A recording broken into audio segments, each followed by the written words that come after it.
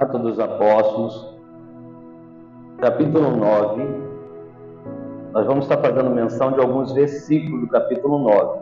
Temos iniciado o versículo 1, onde nós vamos estar falando sobre uma chamada, né?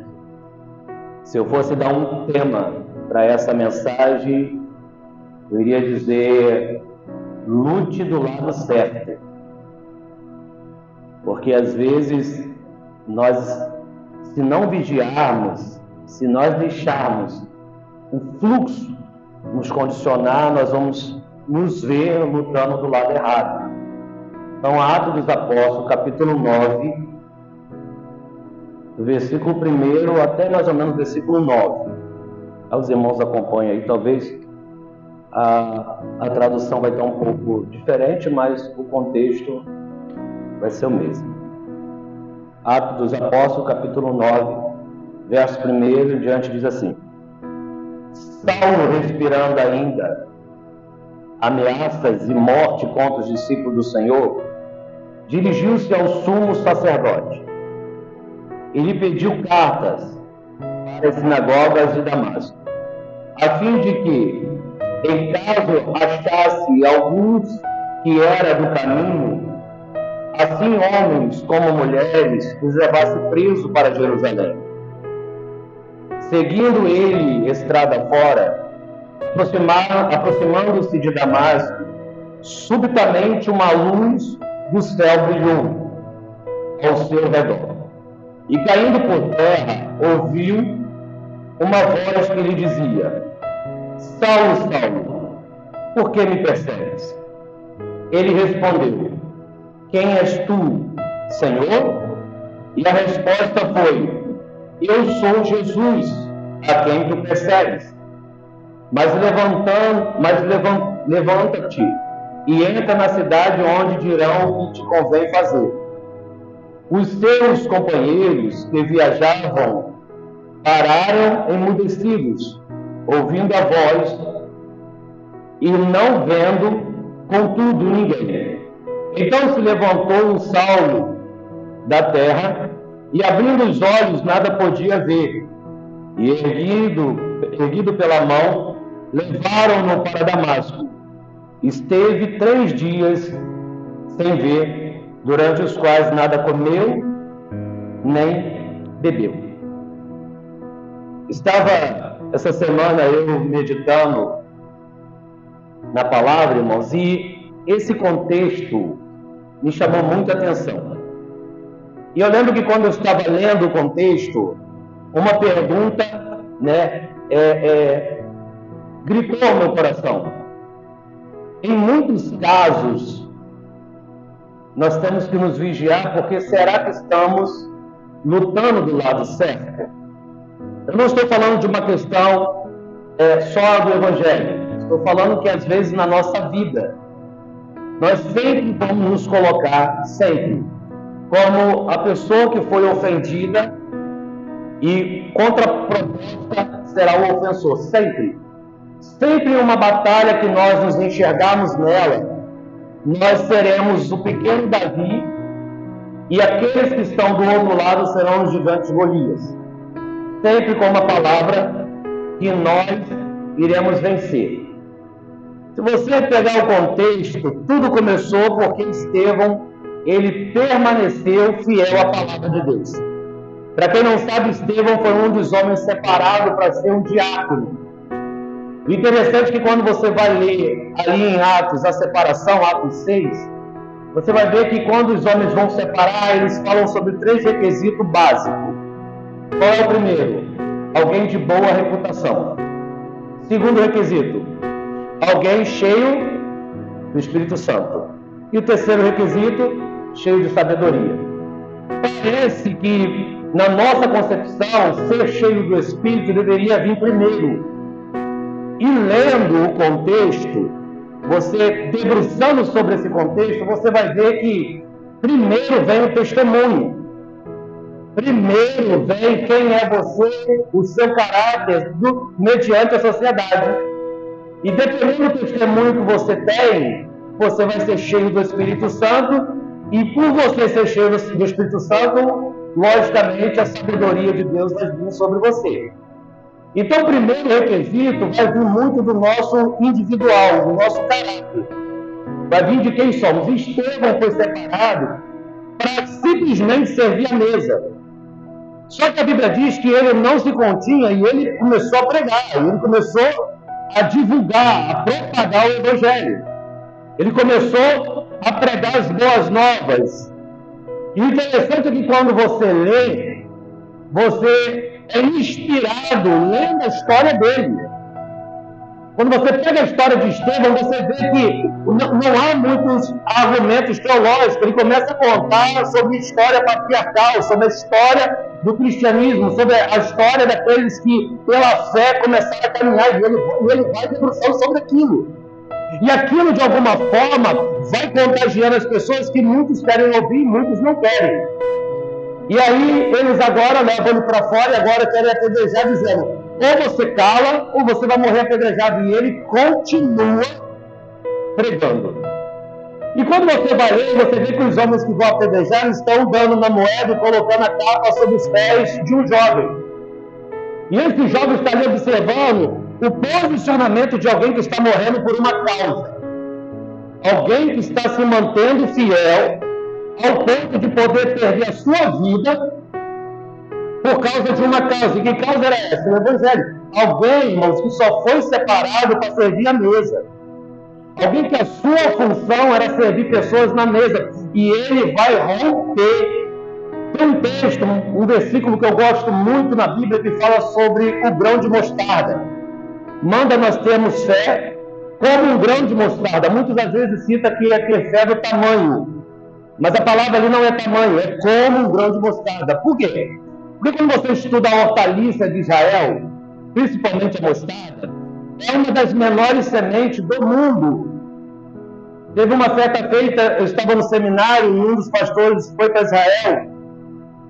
E ele estava comentando que ia para Israel e eu conversando com ele, eu falei assim: pastor, se o senhor encontrar, traz para a gente dar uma olhada na semente da mostarda. E eu lembro que ele foi, ficou um período para lá, quando ele voltou com um saquinho assim, cheio de grãozinho de mostarda. E a gente pegava aquele grãozinho, parecia areia. E ele falou assim: esse aí é o grão de mostarda que nós compramos lá.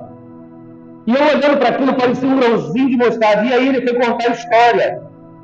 Ele falou que quando chegou lá, o enredo da história ali do grão de mostarda é que era a menor semente de hortaliça, era menor. Mas quando ela encontrava uma boa terra, ela saía do padrão de hortaliça. Ele falou, segundo relatos, tem hortaliças que já chegou a 5 metros de altura. E nessas hortaliças, nesse pé de mostarda, os pássaros faziam ninho. Então ele estava explicando que, imagina hoje aqui no Brasil, um pé de couve, um pé de alface, ele passaria da sua proporção normal e chegaria à estatura de uma árvore. É uma coisa sobrenatural. Então, quando Jesus fala para nós termos uma fé como um grão de mostarda, está dizendo que, ainda que a semente seja menor, a proporção é inestimável da onde pode se chegar. Então, eu entendo quando nós entramos, assim, confessamos a Cristo, começamos a aceitarmos Ele na nossa vida e às vezes a gente se espelha, a gente modela alguém.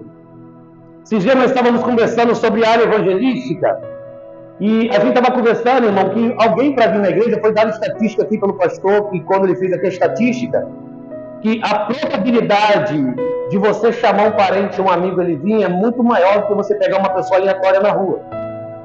Porque a pessoa não conhece a Jesus, irmãos, ela vai vir porque ela confia em você, ela gosta de você, ela tem um relacionamento com você.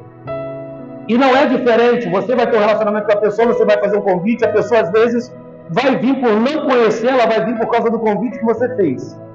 E chegando aqui, o Espírito Santo convence essa pessoa, e essa pessoa começa a caminhar. E você continua ajudando essa pessoa, e essa pessoa ela vai desabrochando, ela vai desenvolvendo. E de repente, irmãos, ela começa a ser conduzida pelo Espírito Santo, e aí ela vai para lugares que você talvez jamais poderia imaginar. Eu estava conversando e eu falei assim, Para mim, um dos maiores pregadores que nós tivemos aqui foi Billy Graham. Um dos maiores pregadores dentro da nossa geração, e que eu entendo que sempre propagou algo muito verdadeiro. Mas a pergunta é, quem ganhou Billy Graham? Quem evangelizou Billy Graham? As perguntas, às vezes, vêm de nomes de pessoas que estão aqui, eu já comentei sobre isso aqui, que está no nosso país pregando o evangelho, ou pelo mundo, e é conhecido pelo mundo inteiro, mas quem ganhou ele, às vezes, é um anônimo. Foi uma pequena semente que aquela pessoa implantou naquela pessoa, e ela criou, desenvolveu ao ponto que ela sobressaía mais do que as demais. E glória a Deus por isso. Então Estevão está aqui mantendo a sua fidelidade. Estevão não está ali com o propósito, não de fazer nada normal, ele está se mantendo fiel à palavra. Ele está morrendo pelo evangelho, que naquela época, para eles, que às vezes é difícil hoje, nós entendemos isso, era um prazer, uma honra morrer pelo evangelho, pela causa de Cristo. E ele está morrendo, mas tem alguém, tem um jovem olhando aquilo ali e está se perguntando, o que leva uma pessoa a chegar a esse ponto? O que leva uma pessoa a morrer por uma causa assim?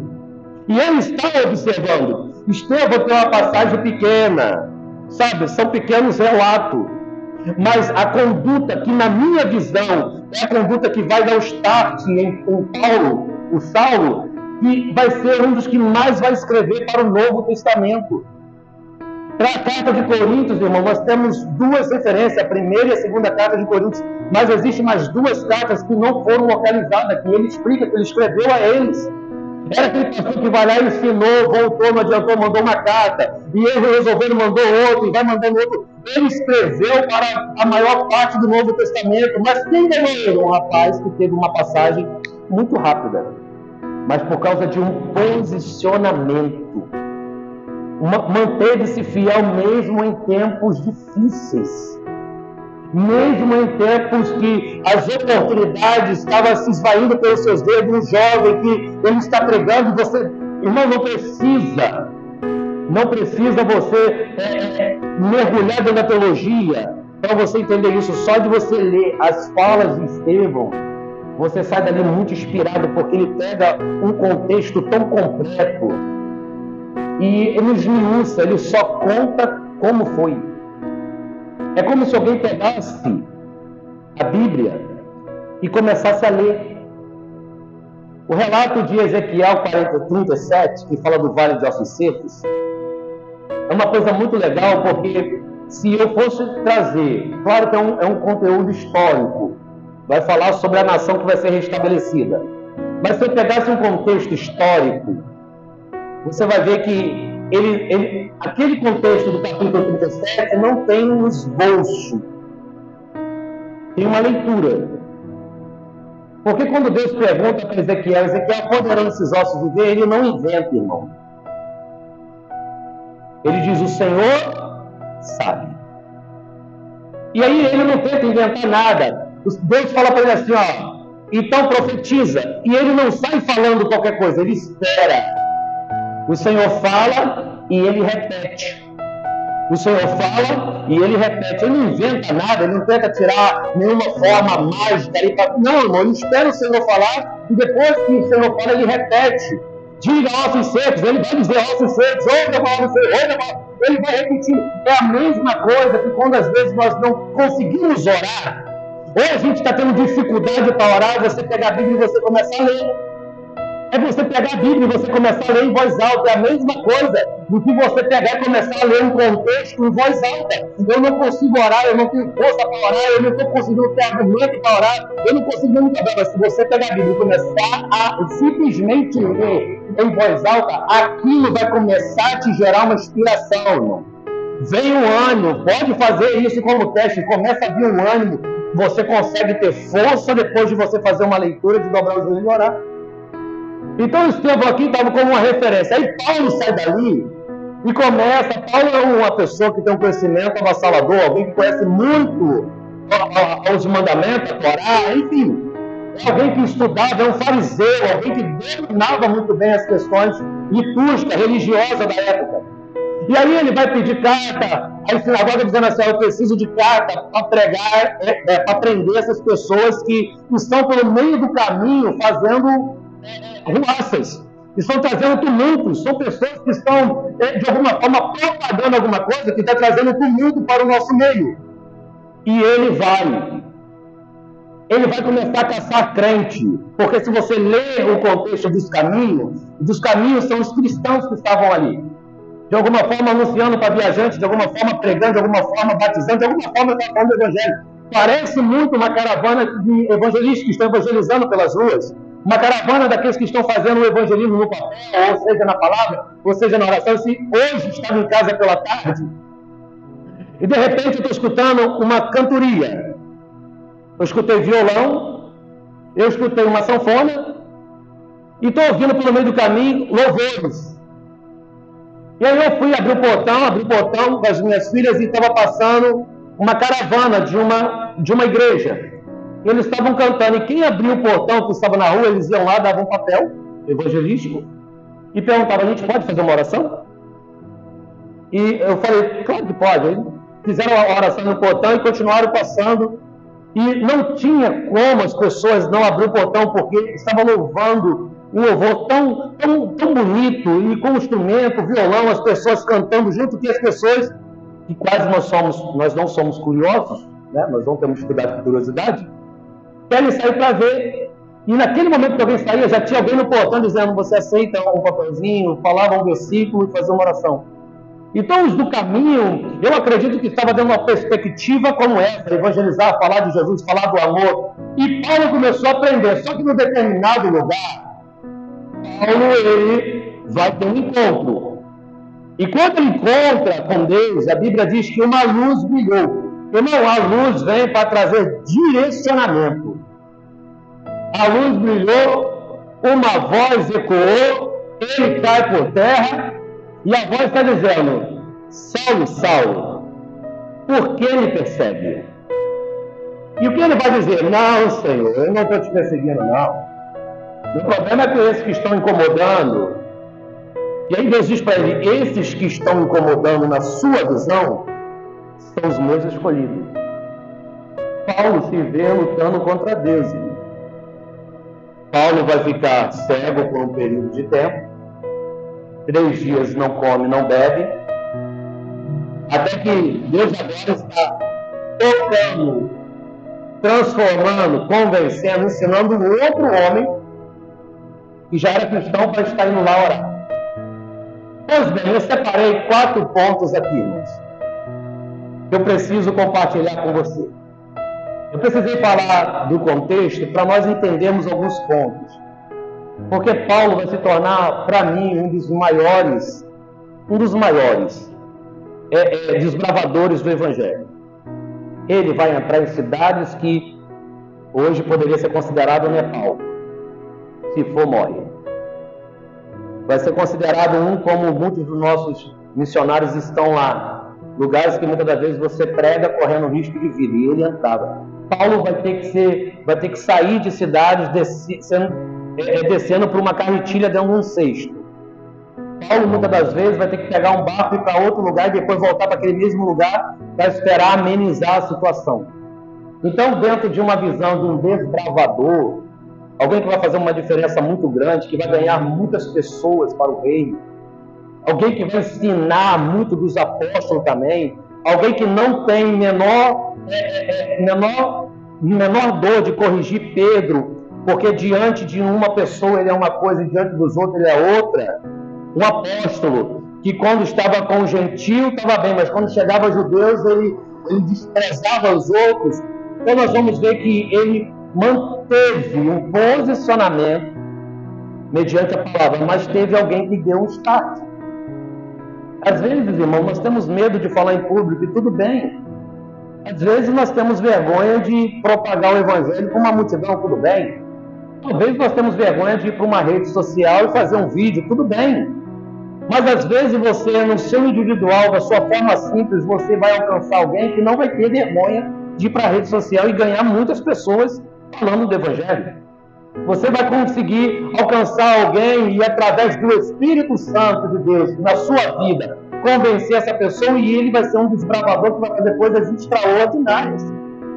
Talvez Deus não tenha comigo uma chamada para estar dentro desse bairro, desbravando ou ganhando pessoas, mas talvez uma pessoa com a qual eu conversar e ela entregar a sua vida para Cristo, ele vai ser esse desbravador, vai fazer toda a diferença, talvez não só no bairro, mas também no município. Então, o primeiro ponto, irmão, que eu quero que instalar nessa mensagem é cuidado para você não ser pego lutando contra Deus. Como assim? Dentro de críticas que nós não sabemos de que direção está sendo feito aquele exercício, nós criticamos atrás de perseguições. Lembra que eu falei que nós nunca somos o Golias? Nós sempre somos o Davizinho? Quando eu não entendo alguma coisa, quando eu não consigo entender, ou aquilo que está sendo feito eu não concorde, mas está caminhando em direção à propagação do Evangelho, Deus tem a sua multiforma de trabalhar. Eu estou na mesma congregação, mesma igreja que os amados irmãos, como seminarista Silvio, mas a forma dele pensar vai ser diferente da minha, e tudo bem por isso. O que não pode acontecer é eu não concordar com o que ele está falando e virar uma pessoa que vai criticá-lo em tudo, ou vice-versa. Então tem coisas que nós precisamos entender, porque às vezes eu estou criticando alguma coisa que Deus está dizendo, mas é meu. Não tem que ser igual a você. Tem textos na Bíblia que diz que os apóstolos estavam reclamando, está dizendo, eles estão pregando lá, eles estão falando lá, vamos lá repreender porque eles não seguem nenhum desse grupo aqui. E Jesus fala para eles que não são contra, são a favor. Eles têm a forma deles. Você vai ver que o João Batista tem os seus discípulos e eles são completamente diferentes dos apóstolos. Paulo vai começar a ganhar pessoas e instruir de uma forma, como Priscila, como Áquila, como tantos outros, que são diferentes dos apóstolos. É uma forma diferente de trabalho, mas a direção é a mesma. O que nós damos como conselho? Às vezes o caminho, o foco de chegada é o mesmo. Talvez a forma de trabalho é um pouco diferente, e talvez isso não vai dar muito velocidade ou muito alcance. E aí a gente tem que fazer como Paulo fez, irmão. Paulo, Silas, Barnabé e João Marcos estão na mesma direção. São homens de Deus compromissados com a palavra, mas chega uma hora que Paulo diz assim, olha, João Marcos, não dá. A tua forma de ir é diferente da minha, nós vamos ter problema no meio do caminho. Então vamos fazer o seguinte, volta com Barnabé que eu vou com Silas. Mas o propósito é o mesmo. Paulo, quando está preso, em uma das suas cartas de reconciliação ou de aclamação, está pedindo para se reencontrar, ele cita João Marcos. João Marcos não é inimigo. É um amigo que não demos para caminhar junto porque o foco, a dinâmica era diferente. Se um tem uma dinâmica mais acelerada e o outro um pouco mais lenta, o lento vai tentar desacelerar o acelerado vai tentar acelerar o lento. E aí possivelmente vai ter uma visão contrária um do outro.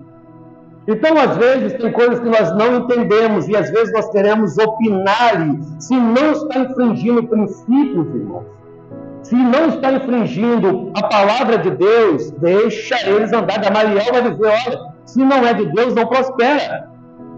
Os apóstolos, tem uma galera aí que está fazendo vamos prender, vamos deixar eles presos. E Gamaliel vai dizer, olha, se não for de Deus, isso não prospera. Agora, se for de Deus e nós colocarmos a mão, nós vamos ser vistos lutando contra Deus. Então, primeiro ponto, irmãos, cuidado com aquilo que nós estamos apontando, criticando, perseguindo, acusando, aquilo que nós às vezes estamos falando mesmo sem saber a origem, o direcionamento, cuidado. Ponto número 1. Ponto número 2. Cuidado para não ser pego literalmente lutando contra Deus. Literalmente. Quando que Paulo se viu lutando contra Deus? Quando ele foi impedido de entrar em uma determinada cidade. E ele vai querer ir, ele diz que ele está sendo impedido. E por ele estar sendo impedido, o próximo caso de cidade que ele entra para fazer um trabalho de libertação. Existe um homem na Bíblia chamado Balaão. O interessante do texto de Balaão é que Balaão, quando o povo, os homens de Balaque vêm, porque naquela época Israel estava, por onde Israel passava, eles conquistavam a terra. E para as outras nações era perigoso, eles tinham medo, porque ninguém vencia o povo de Israel. E aí Balaque manda mensageiros a Balaão dizendo assim, vem cá amaldiçoar esse povo, para esse povo não avançar. E aí Balaão começa certo, ele diz assim, deixa eu consultar Deus. Que povo é esse até onde eu posso ir? E aí Balaão sobe no monte, vai consultar Deus, e Deus fala para ele, Balaão, não vá com esses homens, porque esse povo é meu. E ninguém pode amaldiçoar quem eu já abençoei. Então manda esses homens embora, porque você não vai com eles e não vai amaldiçoar ninguém. Balaão desce, olha para eles e diz, olha, Deus falou que não é para ir, esse povo é dele, vou dar um conselho, sai da frente deles e deixa eles passar. Essa mensagem volta para Balaque. Balaque vai, junta mais ouro, mais prata, mais objetos e materiais finos, pega os homens mais graduados que eles tinham, diz, volta lá e convença o profeta. E não, até aí tudo bem, a perseguição vai vir mesmo, até aí está tudo bem. Só que quando os homens chegam a Balaão vê aquela quantidade maior de ouro, vê aquela quantidade maior de objetos brilhosos, valiosos. Ele diz assim, só um minuto, que eu vou lá consultar a Deus. Irmão, não é o ouro, não é a prata que vai mudar o conceito de Deus ao nosso favor, ou contra nós, não vai.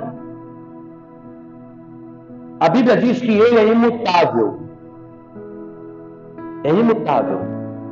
Então talvez Balaão estava pensando assim, Senhor, agora tem mais dinheiro aqui pra gente, agora tem mais objetos, será que agora eu posso ir? E aí Deus, irmãos, vai falar para ele assim, que não era para ir. Mas ele insiste, Deus fala, é mais ou menos que Deus fala assim para ele quando você lê, quer ir? Vai. Quer ir? Vai. É a mesma coisa que você fala para a pessoa, não pisa, não pisa, não pisa, não pisa, não pisa, quer pisar? Pisa. Não põe o dedo aí, não põe o dedo aí, não põe o dedo aí. Colocar? Que às vezes a experiência você primeiro tem que viver, né? Quando Balaão desce, se propõe a ir, a Bíblia diz que naquele momento a ira de Deus se acendeu contra ele. E aí agora começa a lutar contra Deus. Para a gente cortar o tempo, para quem conhece a história, a jumenta vai falar, a jumenta vai desviar 3 vezes para ele não morrer. No final a jumenta fala, e aí, quando ele vai bater na jumenta, a jumenta fala, sabe por que eu desviei? Porque tinha um anjo com a espada para te matar. E o anjo aparece e diz, eu vim para te matar. Então às vezes, irmãos, nós enguiçamos em alguns lugares porque nós queremos lutar contra Deus.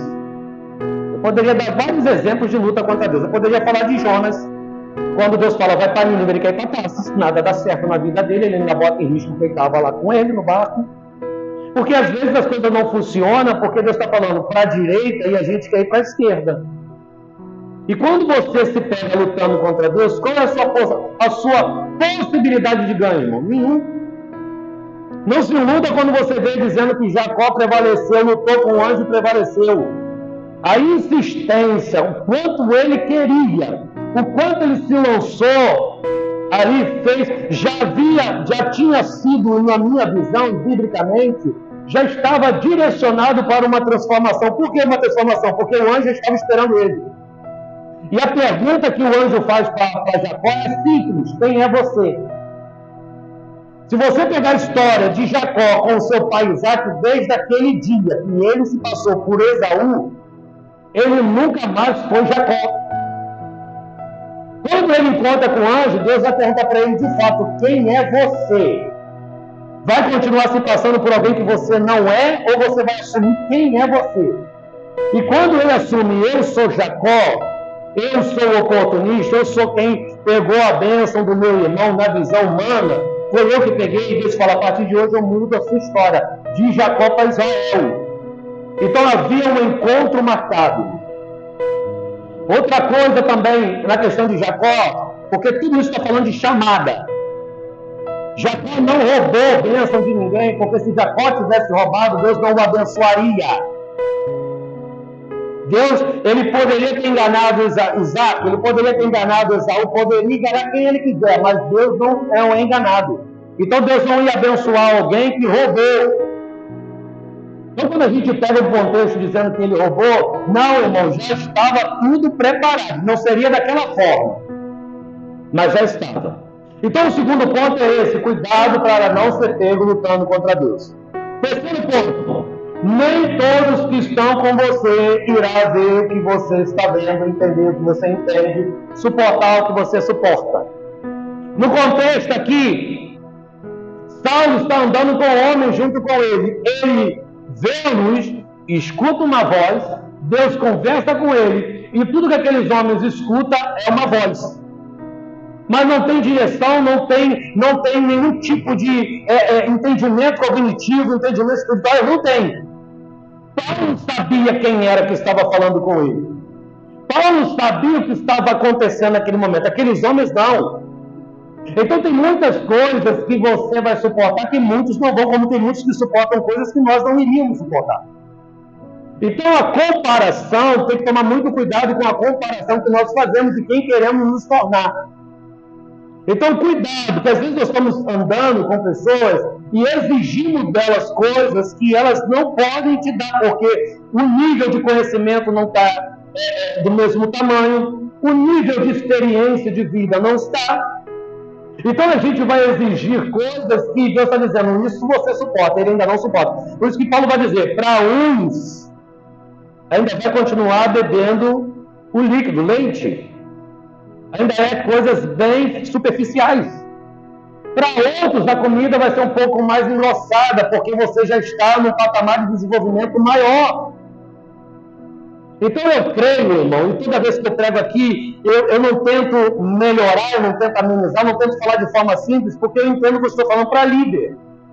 De alguma forma vai haver um start, e eu creio que a minha forma de pregar, independente de pouco conhecimento ou não, Deus vai falar com você de acordo com o que você está passando. Esses dias eu fui chamado para pregar para jovem.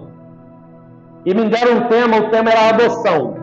Então é um encontro de jovens, tinha ali mais ou menos 20 jovens, assim eu pensava, né? E eu preparei uma mensagem, adoção. Falei, beleza, preparei a mensagem e fui para a reunião. Não, cheguei lá, o mais velho tinha 11 anos. Tinha 25, mas eu falei, meu Deus, o que eu preparei com a juventude calculando que estava lá com os 18, 17, 11 anos. Eu falei, eu vou falar, né? E eu falei, conforme deu para falar lá, né? E muita coisa um pouco mais forte. E eu falei.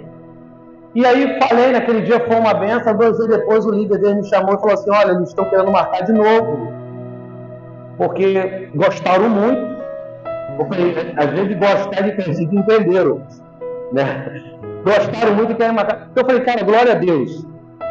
Não importa o meu nível cognitivo, Deus vai falar com cada um de acordo com a sua vida, com a sua necessidade, com o seu entendimento. Mas aqui eu entendo que eu estou falando para líderes. Tem coisas que você suportou como um pai de família, como uma esposa, como uma mulher mais madura, que outros não vão suportar.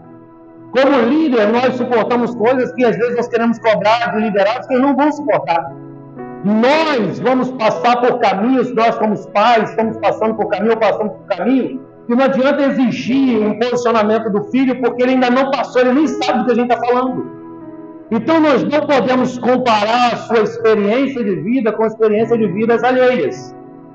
Tem pessoas que sofrem mais. Quando Paulo vão orar, e uma das palavras que é direcionada para quem vai orar é a seguinte, ele vai passar por coisas, suportar coisas, morrer por causas que outros não poderiam, ou não conseguiriam. É o momento dele, é a jornada dele, é os passos dele.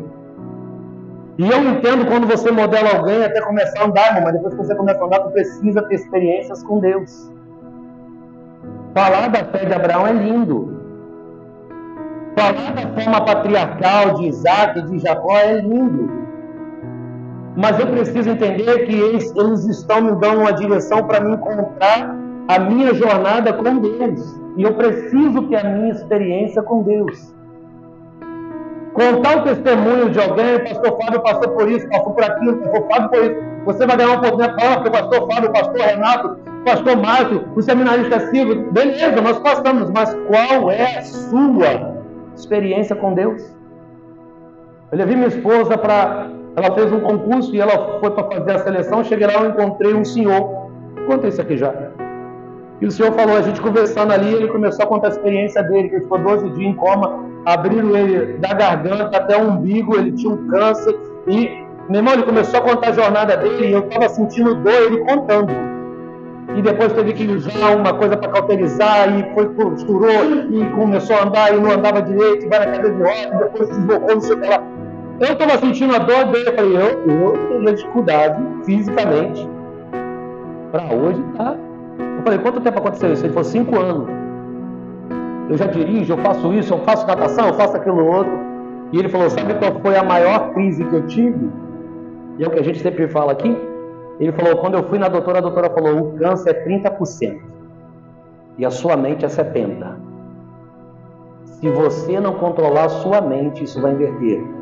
O câncer vai para 70%. E ela falou assim, dá para tratar, dá para cuidar, mas se você não controlar suas emoções, ele vai te engolir. E ele começou a pensar na família, nos filhos, na geração que ele tinha lá dos netos. E ele falou, eu preciso aguentar. E ele falou, o tratamento levou 3 anos.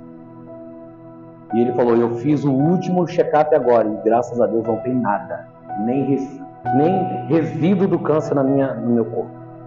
Ele falou, mas eu tive que passar por um processo de gerenciar as minhas emoções. Por isso que eu estou falando aqui, tem coisas que você vai suportar que outros não vão. Uma pergunta, às vezes, que eu faço quando eu vou, principalmente quando a gente pega igrejas que trabalham com campanha e está lá na campanha de Jó. Ou alguém diz assim, eu estou passando na prova de Jó, irmão. As primeiras perguntas que eu faço é simples, perdeu 10 filhos? Você está pelo menos com uma leishmaniose no corpo? Você está tendo gangrena no corpo, aí está sangrando, está tendo pus, você está jogando algum tipo de terra, de cinza para cauterizar, está se coçando com o caco de telha, então não fala daquilo que você não está nem perto de passar. De todas as dores, só de perder 10 filhos já é uma coisa que já mexe muito. Talvez 80% do problema.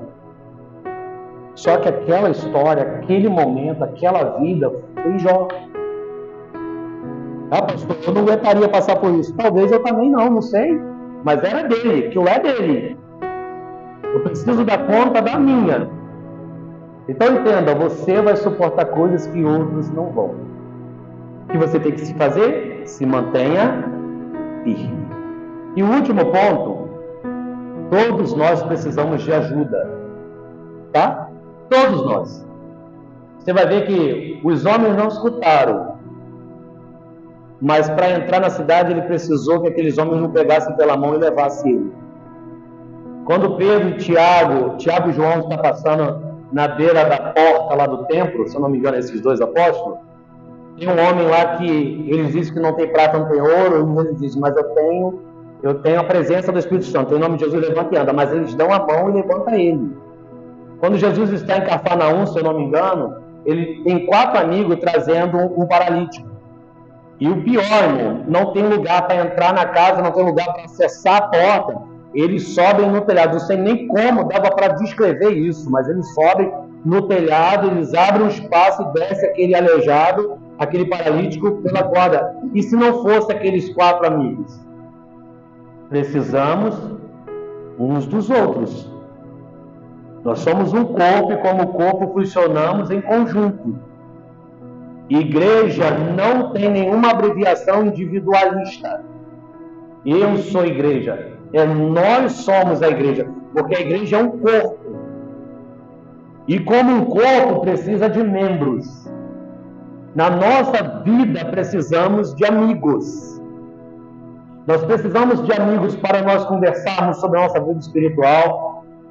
Precisamos de amigos para conversar sobre a nossa vida financeira. Precisamos de amigos para compartilhar nossas experiências ou decisões que vamos tomar. Nós precisamos se relacionar. Precisamos ter relacionamentos. Então, às vezes, quando houver um evento numa igreja, ou um evento próximo, que faz aqueles quitutezinhos, né, para a gente comer, nem é pela comida, é mais pela socialização, para estarmos juntos. E ali a gente contar a experiência, estarmos juntos. O culto que nós fazemos aqui é para nós compartilharmos o que Deus tem feito e adorarmos ao Senhor juntos. Você pode orar em casa? Pode. Você pode fazer um culto em casa? Pode. Você pode fazer um culto só entre a sua família? Pode e deve. E aí, quando nós nos reunimos uma vez, 2 vezes por semana na igreja, é para compartilhar aquelas experiências que nós tivemos com Deus e adorarmos a Ele juntos. Então, esses 4 pontos, irmãos, são os 4 pontos que eu quero deixar para você nessa noite. Uma meditação que eu escolhi a vida de alguém que, para mim, é uma referência muito grande no Novo Testamento. Nós sabemos que o maior líder, o maior mentor, o maior diácono, o maior pastor é Jesus, irmão, não temos dúvida disso. Mas em questão de apostolado ou discípulos, Paulo, para mim, fez uma grande diferença. Não que foi mais ou menos do que os demais, porque não está na quantidade de escrita que faz a diferença. Mas você vê pelo posicionamento e como foi que ele veio se posicionar. Alguém que resolveu dar um start de se manter fiel. A sua fidelidade. Existe uma nuvem de testemunho ao nosso redor. E eu vou ser sincero, você pode fazer 1 milhão de coisas bem feitas que você não vai ouvir nenhum comentário de benevolência. Poucos. Mas só precisa você fazer uma coisa errada para você a quantidade de acusações que você vai ter. Então, o nosso testemunho, ele precisa ser maior do que as nossas palavras. A nossa forma de viver precisa ser maior do que os meus comentários. E é isso que eu queria compartilhar com você nessa noite. Eu gostaria de convidar você a curvar a sua cabeça. Eu quero orar pela sua vida.